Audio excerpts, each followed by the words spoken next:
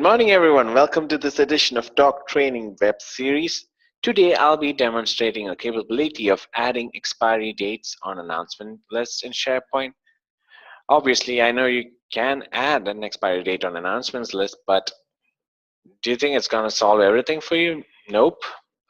Because if you're going to keep adding a lot of items on your announcements page, it's going to show up all the items, irrespective of if the expiry date is over or it's upcoming. So it's not going to help much, right? Because you need to really drill down and really look for the items. You need to probably put up a filter. It's going to be really difficult. So how are you going to solve this? So there's a small trick in the view. So that's what you need to do. Basically, you have to go back to the view and do some edits, right? Okay, so this is our announcements page, right? So this is your announcements page, right? Perfect. So let's go ahead and see what we can do now. So if I click on new, now the announcements page has the following columns. You have a title, which is a single line of text, and you have body, where you can have multiple lines of text, and you have an expiry date, right? Basically, it's a date lookup, and you can also add an attachment, right? So just going back. Now what you see here is an all item view, which means it shows all the items regardless of the expiry dates, right?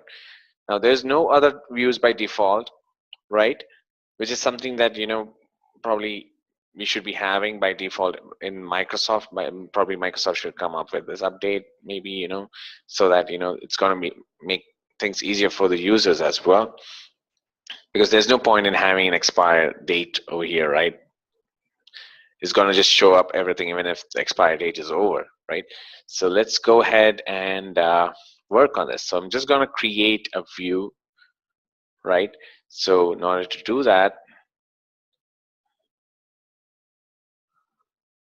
click on edit current view from here. Yeah. All right. Now I go scroll down and look for filter, right? Now you select show items when the following is true, right? Now what you need to look for expires column, and then select greater than, and then what you need to do is type today with the square brackets around, right? And then you scroll further, click on item limit, and you can basically define the number of items that you want to display. So I just put it 10 for now, and then I hit OK.